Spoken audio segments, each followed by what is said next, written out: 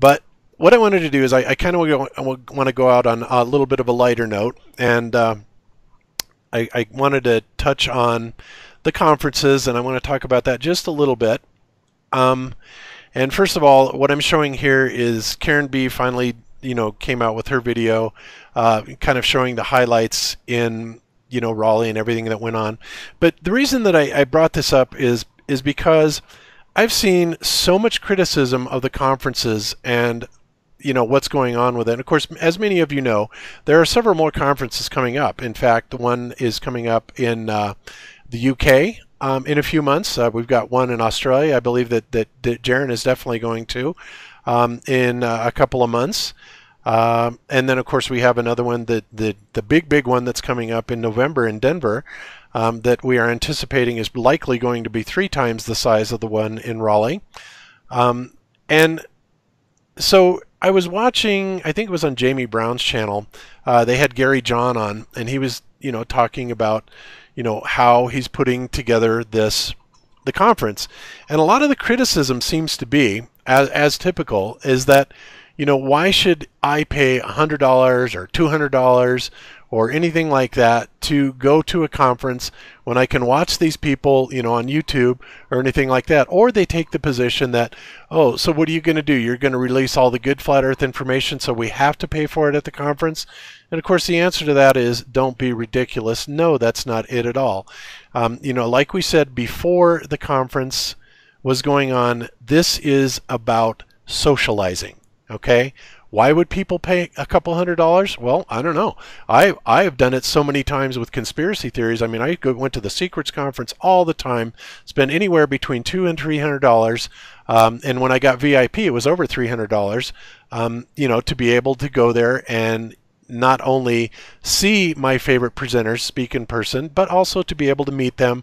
But most of all, to be able to interact with other like-minded people, without being called a conspiracy nut or whatever, because there's all these other people that are thinking the same thing. So it's not a matter of, why we're going there or what information we're going there, and it's certainly not a matter of, God, of the presenters or the organizers making money. I can't. If I had a nickel for every time I've heard, well, Robbie Davidson is doing this just to make, bilk people out of money. It's like, guys, do you know? Let me give you a little quick fact about the Raleigh conference, and I was absolutely dumbfounded when I heard this. But do you know how much coffee cost for just the 2 days that they were there? Were you aware of this little statistic, Jaron? How much it cost? I knew how much. Yeah, I knew how much they wanted to charge for the day that we ended up just having water. Yeah. Well, yeah, they wanted $8,000 just for the coffee service.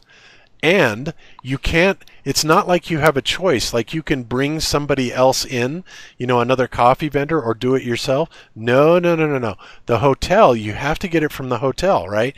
So when I hear people like, oh, you've been exposed, dread, saying stuff like, oh yeah, I could go and get a conference center easily in the best hotel in Atlanta with the conference center and accommodate the same amount of people that they did at the Raleigh conference, and I can do the whole thing for $10,000. And he even claimed that he was going to pay for it and, throw one for all the flat earthers himself. I just have to laugh. It's like, dude, that won't even barely pay for the coffee, let alone security, the streaming, the technical crew. Oh my God, it goes on and on and on and on. All people do, just like what John LeBon did. And by the way, I think Jake Gibson is the new John LeBon. But just like John LeBon did, calling out Robbie saying, oh, well, look at the ticket prices. Look how much you're charging. If you add it up, it comes out to be $20,000 or $30,000. It's like, yeah. Now let's start looking at the fact that the hotel gets more than 2/3 of that just for the rental of the room. Then you have everything else that goes behind it. Like I said, we had a professional security crew there. We were actually briefed in case there was some sort of a terrorist activity on what to go do, right? First class all the way. We had security.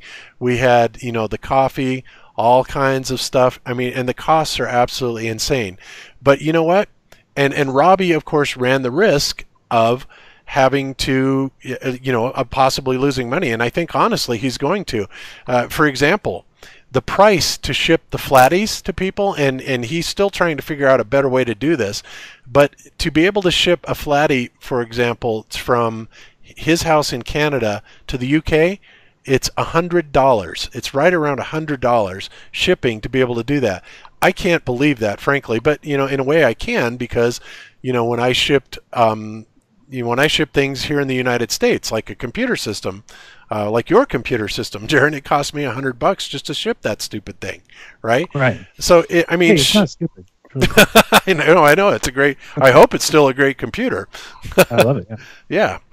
Yeah, you're totally right. It's crazy to hear people talk like that, because it was really put together well, and for a first time thing, I mean, it was above. You could ask any speaker there. It was above our expectations. I mean, when I got there, I was given a card to a hospitality room.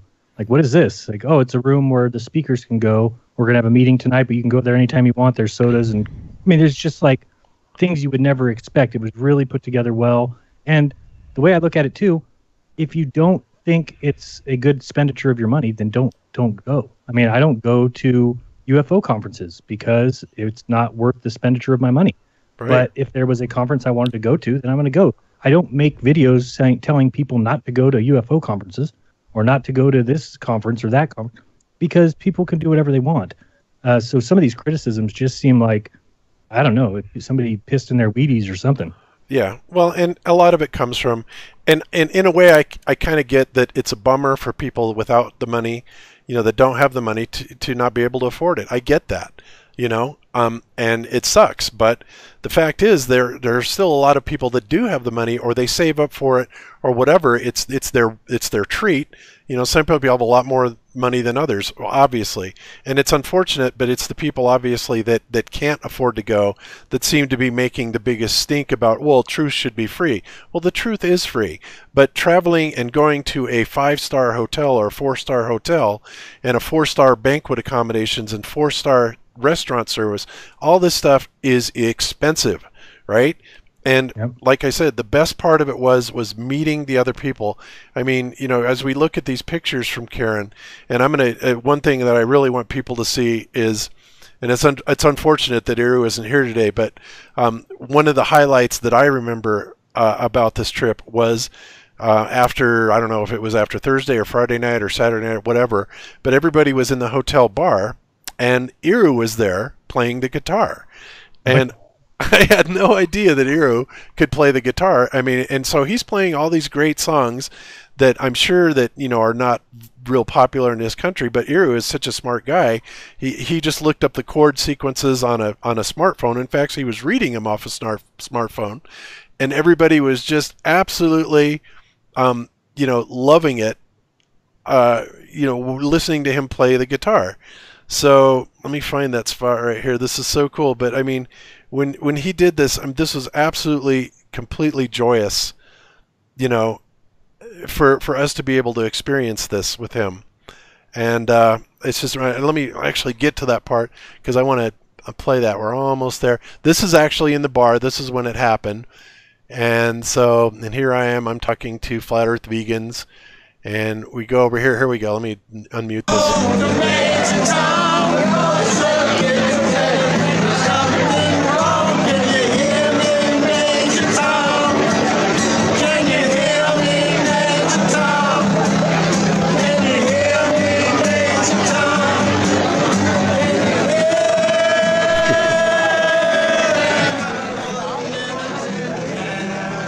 Okay, so I'm not going to make any excuses for the singers in that, but the point is they were having a ball. We were all having a ball, and this is what it's about. To be able to meet with like-minded people, to experience this kind of atmosphere, and for those of you that didn't make it, I'm truly sorry, and I hope that you can at some point make one of these, because the energy that comes out of these things is remarkable. And the friendships that are spawned out of it. This is the point behind the conferences. This is why they're put on. It has nothing to do with making money. The organizers are lucky if they break even, and like I said, likely they're not going to make money at all, especially on a first-time event. Now, in the future, if they do make a little bit of money, great. So what? Right. You know, so what? If they're willing to put it out, it's like if you start a business, you invest your hard-earned money into that business. I mean, I don't know any businesses that take off and make a profit the first year. It's unheard of, right? You usually have to be in business for a few years before you even start getting into the black and out of the red, right? Same thing with the conferences. So, you know, in my opinion, if Robbie makes a little bit of money, or Gary does, which I know Robbie really didn't, and I doubt Gary will, but in the future, if they do, then more power to them, you know. But what they've done for us as flat earthers is absolutely invaluable. I mean, this is one of the best times I've ever had. The amount of work that must have gone into the planning of that tells me that I would really hope that he did make money. And it wouldn't be like he'd be making money to go buy a new vacation pad in Florida or something. I mean, it's going to be not even enough to just supplement the time that he spent putting that together. But he was being pulled in every direction and handled everything beautifully. I think it was top notch. It really was. Yep, I do too. So I just, I kind of wanted to end on that, and, just tell you guys, just lighten up a little bit on these conferences. It's unfortunate if you can't go, but, if you can go, I can guarantee you that you will have the time of your life. And it's not about listening to the presenters. In fact, me personally, I didn't see half of the presenters until after I, watched them, on. Why? Because I was walking around talking to everybody, So, and I'm sure that was true for a lot of people, because it's, there's just so much going on there that you just kind of want to be everywhere, all at once. And that's one of the cool parts about it. So, anyway, that's what I want to say about that. We are definitely well past our time. But it's great to be a flat earther. And you know what, guys? We're winning. We are winning. I think that 2018 is going to be the year. It is not fizzling out like these morons say that it is. In fact, we're growing bigger and faster than ever. And, it's only acts of desperation when they have to say, oh, yeah, you go over to Earth discussions and you listen to those guys. Oh, yeah, it's totally dead. It's fizzled out. I'm pretty happy it's completely dead. It's like these guys don't have a clue what they're talking about. We are only getting started, and it's only going to get better. So, yep. And consider yourself, I don't want to say consider yourself lucky, but we're part of a group that could be, turning the world around. I think that that's hugely important. And again, if we're wrong about the Earth being flat, which I certainly don't think, my research is not leading me to that direction at all. But if it's true, then what they're going to do is learn to educate better, find better proofs, find better evidence. Now, granted that we don't see any. That's the problem with the whole situation. So it's not like tomorrow there's going to be this new proof on the table that convinces us that everything that we've been missing for the last 3 years is now all of a sudden fixed. But that's why we're continuing to do what we're doing. Not Bob, not myself, not any flat earther wants to be responsible for telling lies or being incorrect about things in public like that. We all are saying what we say because we believe it. And I just think it's important that for somebody to say this is fizzling out, all you need to do is just go ask somebody if they've heard of flat earth, and to know that 2 years ago, the chances that you get somebody that says yes versus today is hugely telling. Yes, absolutely true. So there you have it, guys. It's a good time to be a flat earther. We're certainly not out of the woods yet, but we have made some remarkable progress in 2017, and things are only going to get better, especially with the fantastic stuff that FE Core has on the horizon. I'm excited personally, and I think that you guys just stick with, I hate to use the word, I use the word community a lot, and a lot of people say, oh, I don't want to be included in that. I'm not part of this community that you're talking about. I was like, well, if you're a flat earther, then you're kind of part of the community. It's as simple as that. And then, no, I will be the first to admit that we don't all see eye to eye. We don't see the models the same. But to do things like what Jake Gibson is doing and attacking other flat earthers, and with the same amount of zeal and bile that globe earthers do, is crazy. All right, so just keep things in perspective Everybody is welcome to their model. We certainly will never discourage anybody from studying any model you want to. Pac-Man, whatever, go for it. It's great. Because you're either going to get to a point where you debunk it yourself and move on, or you're going to come up with some really amazing evidence and you're going to start convincing other people. So, that's one of the reasons why people have not gotten away from the Gleason's map, is because it is very strong. It's very strong. It's very likely, in my opinion, absolutely correct in so many ways. All it needs is a few tweaks in my mind, and we're on it. All we have to do is explain what we're seeing in the sky, with the visible variables that are going on. And you know what, Houston, we got a model, and I think that model is probably going to be here in 2018.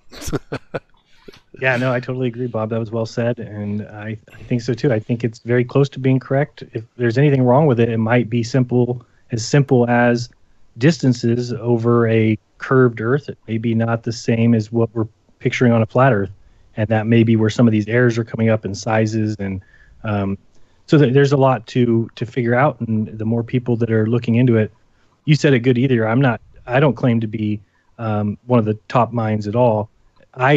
I just am okay with speaking out at this point. I'm used to the amount of backlash I get. I'm okay with the name calling and that stuff. They can't call my job. They can't call my work and get me, on the ethics board or whatever happened to, what's his name, Brian Mullen. Mm-hmm. So knowing that, I just am in a good position that I can speak out and try and get these space agencies to prove what I think is clearly a deception.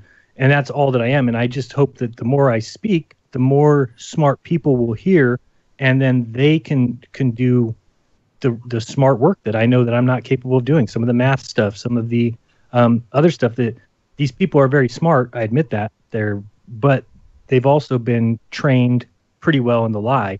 So I'm just trying to stir it up in them to where they go and look at these things again, and Bob's, I'm sure, gotten the same emails I have from teachers and scientists and people that are in the industry that are starting to see this. So anybody who says it's fizzling, good luck. I mean, David Avocado Wolf was just at my house the other day, told me 2 or 3 names of people that are flat earthers that have asked to not be said publicly yet. So there's even more people that we don't even know about that are onto this, that are just it's not quite at that place yet. And that's what they call the tipping point. When we hit that, it's going to be downhill from there. Granted, right now it's an uphill battle. It's not fun or easy, but it's worth the fight. That's for damn sure. Yep, absolutely. So, all right. Well, okay, guys. Well, we're going to call that a wrap, and we'll be back. Hopefully, Eru will be all fixed up next week. I felt sorry. We were just talking to him right before the show came on, and he's not doing well. I'm sure he's in a lot of pain. I mean, God, shattering your knee, yikes, that's got to hurt. Damn Coriolis effect anyway. So, Jaron, anything else you want to say before we call it a show? Nothing I can think of. Nope. Just keep an eye on the channel. You never know when I might go live or do that stuff. So, yeah, and email me if you've got anything to say. I have been seeing a few more emails than usual. So appreciate everybody's support and everything, and we'll see you next week. All right, sounds great. And with that, same for me. We'll see you next week. And Arrow, hopefully, like I said, I'll be back. And thanks, everybody, for joining us. We appreciate it. Mods, thanks for keeping the chat a friendly place to be. We are a Flat Earth channel, and that is the way it's going to stay as far as I'm concerned. We love this community, and we are out to do it justice. We really are. So until next week, we'll see everybody. Be good to each other. Don't lie to each other. Open your mind. There is truth inside. Peace out, everybody. Peace.